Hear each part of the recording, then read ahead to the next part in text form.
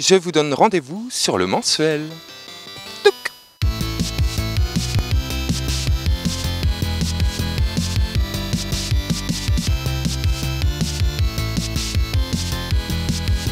Moi j'ai toujours fait du théâtre en fait, au collège, au lycée j'en faisais pas parce que là j'avais fait mes études en audiovisuel donc c'était plus les métiers. Puis après bon j'ai fait le loft etc. Et puis après ça a été très vite. Mais c'est vrai qu'après c'était plus la télé.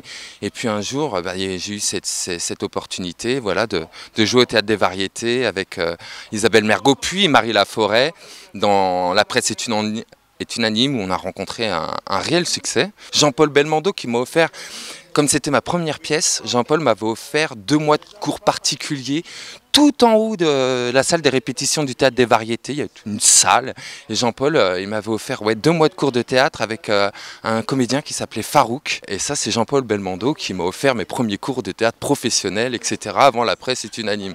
Et je m'y suis attelé quoi. Non, j'avais passé un été formidable, c'était l'été 2004. Moi, c'est Arthur. J'ai 33 ans. Je suis Verseau ascendant Taureau. Ce que j'aime dans la vie, mes amis, les restos, les animaux et mon boulot. Je suis fleuriste. C'est ma passion. J'ai toujours voulu faire ça. Ça fait 3 ans maintenant que je travaille avec Gérard.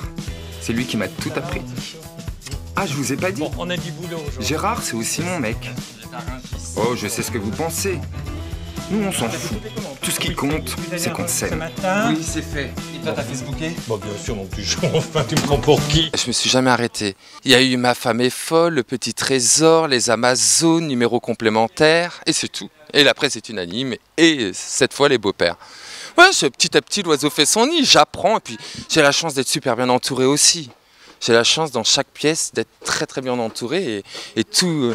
Là, à côté de moi, il y a mon professeur Jean-Pierre Castaldi, super prof. Hein. Ah oui. Ah non, mais je suis demandeur de ça. J'ai tout à apprendre encore. Donc, quand j'ai la chance d'avoir des monuments comme ça avec moi, je me prive pas pour leur dire non, mais attendez les gars, si ça va pas, n'hésitez pas à me corriger. Ce qu'ils font, et j'apprécie vraiment. De toute façon, on est tous dans le même bateau. Hein. Il faut qu'on soit tous bien. Écoute, on vient de décrocher tout le budget fleurs de l'Élysée. C'est génial. Alors là, bravo, comment vous êtes débrouillé. En fait, Gérard partage les services du même coach physique que Brigitte. Ah ouais, c'est bizarre parce qu'il paraît moins efficace avec Gérard. Non, pas du tout. Moi, je trouve justement que Gérard a beaucoup perdu. Je savais pas dire pourquoi exactement, mais je te trouve plus épanoui, mieux dans ta peau. Ah, tu vois, elle a remarqué, elle. T'as perdu combien, Gérard ? 5000 balles. 4005. Enfin, quoi qu'il en soit, on va communiquer là-dessus. Parce que c'est juste énorme. Attendez. Laurent Ruquier, c'est un chef de meute, aux grosses têtes par exemple. Il faut savoir laisser la parole aux autres et faire briller les autres.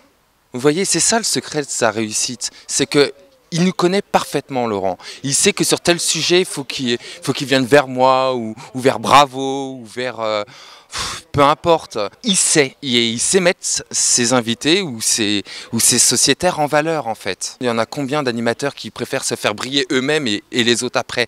Laurent, c'est tout l'inverse. Il fait briller les autres et il est là pour les accompagner. Enfin voilà, c'est un vrai patron. Mais j'ai peut-être le meilleur boss du monde en plus. Il est talentueux, il est toujours de bons conseils, il est d'une générosité hors norme. Mais ça, il faut que les gens le sachent. Rares sont les patrons qui invitent, je sais pas, 30 personnes en vacances à Venise, qui payent l'avion, l'hôtel, qui payent tout. Enfin, ça n'existe pas dans le milieu de la télé. Il y en a qui gagnent des millions et des millions d'euros et ils n'ont jamais invité leur équipe nulle part, à part à la cantine du coin, quoi. Non, ça, je dois dire que Laurent Ruquier est quelqu'un d'extraordinaire. J'ai visité le monde avec lui, l'Italie, on a été à Cuba, on a été au Liban, on a vraiment voyagé à New York, enfin, moi j'ai vécu des choses avec lui extraordinaires. Moi c'est une aubaine dans ma vie, Laurent Ruquier. Et c'est gratifiant qu'ils viennent me chercher, mais attention, c'est du travail derrière.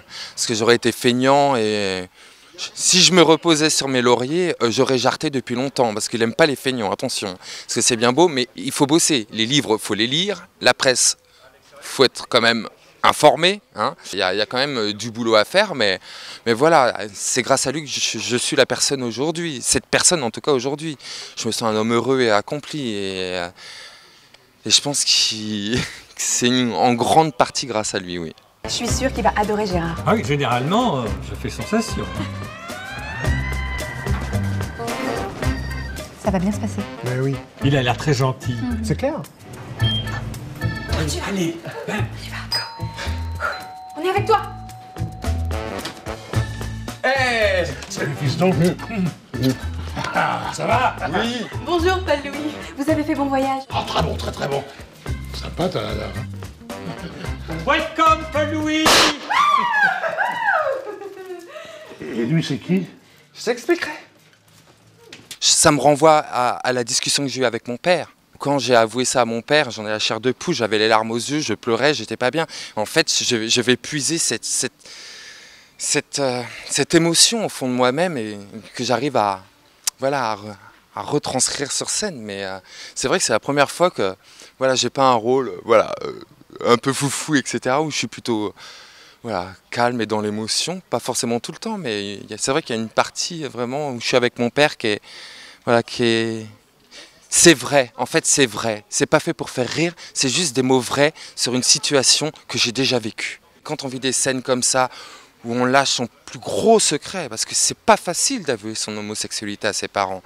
Vous savez qu'il faut du courage. Moi, c'est quelque chose que j'ai vécu. Il faut avoir le cran de le dire à son père. Moi, quand j'ai dit ça, la première fois, mon père, on regardait le Grand Bleu, et puis Rosanna Arquette plutôt, faisait l'amour à Jean-Marc Barr.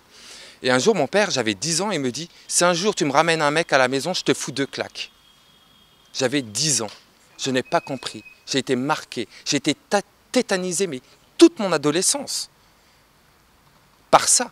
J'ai caché tout à cause de ça. J'ai caché ma vie. Pourtant, Dieu sait que ma mère m'a tendu des perches, parce qu'ils sont quand même pas idiots. Mais j'avais tellement peur de la réaction de mon père que j'en étais paralysé. Et une fois, j'ai voulu lui dire, et j'avais les jambes qui tremblaient comme ça. Et il n'y a pas un mot qui a pu sortir de ma bouche. Et c'est un jour où mon père et ma mère se sont réconciliés, parce que j'avais vu mon père et ma mère dans la même pièce la première fois, j'avais 25 ans. Je les ai jamais vus dans la même pièce. Donc pour mes 25 ans, ils ont fait la paix. Et mon père, il est venu au Mans, etc. Il a rencontré ma mère. Bref, tout se passe très bien. Et puis, le Noël suivant, j'invite mon père donc pour Noël au Mans. Et là, j'étais avec mon ami. Et puis, il y a ma belle-mère qui vient me voir. Elle me dit, mais le garçon qu'elle a, c'est pas un copain à toi, c'est ton petit ami. Et je dis à ma belle-mère, bah oui, c'est mon chéri. Elle me dit, mais pourquoi tu le dis pas à ton père? Je dis, ah non, mais... Alors là, je raconte cette fameuse histoire de 90, et j'ai dit, bah non, je peux pas. Il me dit, va lui dire. Et en fait, mon père l'a super bien pris. Il a fait une erreur. Il avait même oublié cette scène. Mais quand on a 10 ans, c'est quelque chose qui vous heurte. C'est quelque chose qu'on n'oublie pas. Moi, je me rappelle, j'étais devant la télé et je pleurais sans respirer. Parce que j'étais comme ça, en fait, et mon père et ma sœur étaient derrière moi. Et j'avais les larmes qui coulaient, et j'essayais de ne pas respirer pour pas qu'ils voient que je pleure. Enfin, je sais pas si tu vois la scène. C'est comme ça, et j'avais les larmes qui coulaient, parce que je ne comprenais pas pourquoi il me disait ça. Bon, bref, c'est ma vie, mais... Donc, voilà, cette énergie, cette émotion, ça vient de tout ça, en fait. Je puise dans tout ça pour retranscrire ça sur scène. Mais tout ça, c'est juste une question d'amour, en fait. Il n'y a pas un amour homo, il n'y a pas un amour hétéro. L'amour, c'est quelque chose d'universel. Voilà. Ce sera mon mot de fin.